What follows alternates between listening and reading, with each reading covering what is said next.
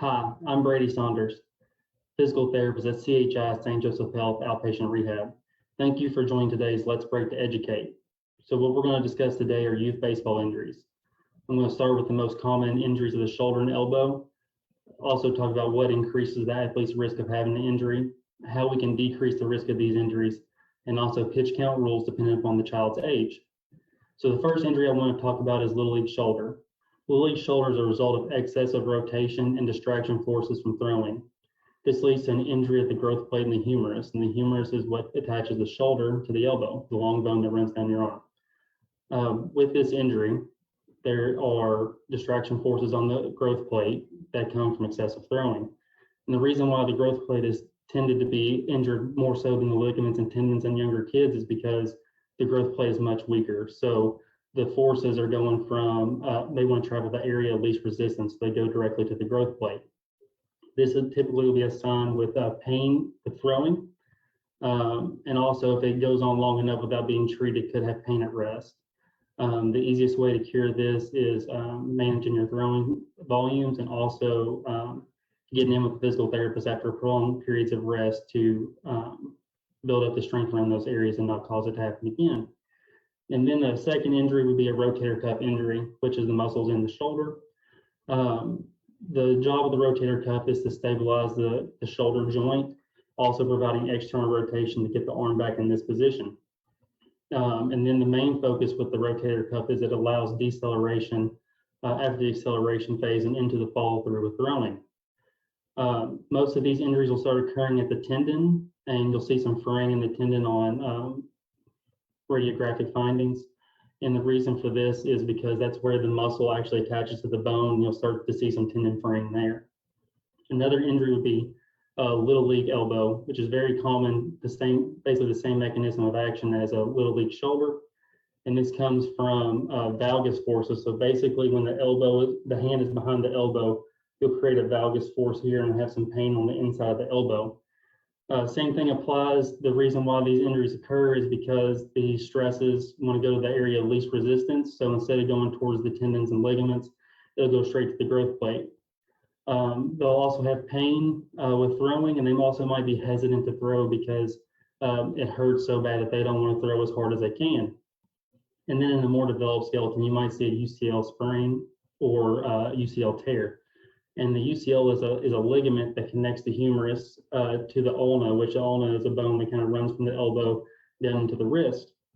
It's a static stabilizer, so it takes a lot of force in this valgus position when you're throwing.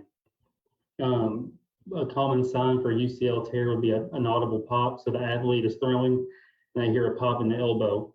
They'll also have some pain, and they'll also have some instability with trying to throw or with any type of normal activities. This is a common injury for a lot of throwers, and many baseball fans would know this as a Tommy John surgery, which is the reconstructive surgery to repair the UCL. It's a really long process to rehab and usually takes about 6 months before the athlete can begin throwing again. So those are the main injuries that you'll see in the shoulder and elbow in youth sports. Now I want to talk about what increases the risk of an athlete having these injuries. First one will be an athlete pitching competitively for more than 8 months out of the year. Also, pitching on back-to-back days or within the same day can increase your risk of having a shoulder or elbow injury. Also, pitching for more than one team during the season. So if your athlete is pitching for their Little League team in the middle of the week, and then on the weekends they're pitching for their travel team, that's too much volume of throwing and pitching for the athlete, and that's when injuries will start to occur. Also, having a pitcher go to the catching position or vice versa after throwing. A catcher is often like a pitcher. They throw just as many baseballs back, but they may not have the same velocity as a pitcher, but it's still a lot of volume of throwing. So after an athlete pitches or catches, they need to play a different fielding position where there's a lot less volume of throwing. So now we've talked about things that increase the risk. So now let's shift towards what decreases the risk of injury. And the number one thing is knowing what increases the risk and then avoiding those activities. That way we're not causing more harm to the shoulder or elbow. So not allowing the athlete to pitch more than 8 months out of the year. Don't let them pitch on back-to-back days or within the same day. Only allowing them to pitch for one team, and not letting them switch from pitcher to catcher and vice versa.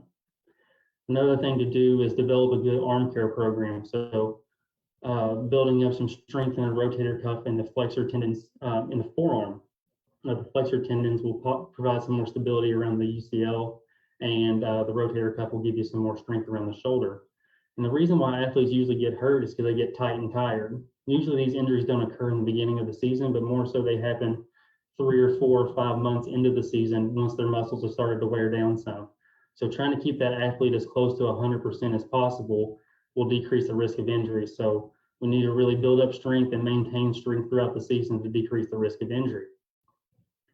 Now, last thing I want to talk about are pitch count recommendations for athletes. The Little League Baseball as well as USA Baseball came together and have some really solid guidelines on how many pitches an athlete should throw dependent upon their age, and also how many days of rest they should have. So for athletes 8 and under, they should only be throwing 50 pitches at a maximum with 2 full days of rest before throwing again. 9 and 10-year-olds, they should have 75 pitches at a maximum with 4 days of rest if they've thrown more than 66 pitches. 11 and 12-year-olds, we can bump it up to 85 pitches, but after 66, they still need 4 days of rest.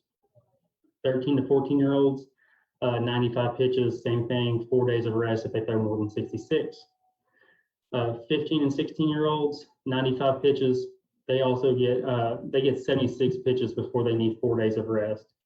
And then 17 to 18-year-olds, they can throw 105 at a maximum with 4 days of rest after 80 pitches or more.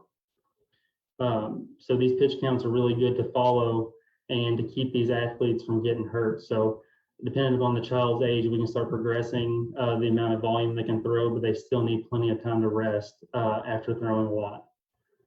So that's all I have for today. Thank you for joining us on Let's Break to Educate. If you have any questions, please contact the office at 859-499-4351 or reaching out on our webpage at www.chisanjosephhealth.org. Thank you all.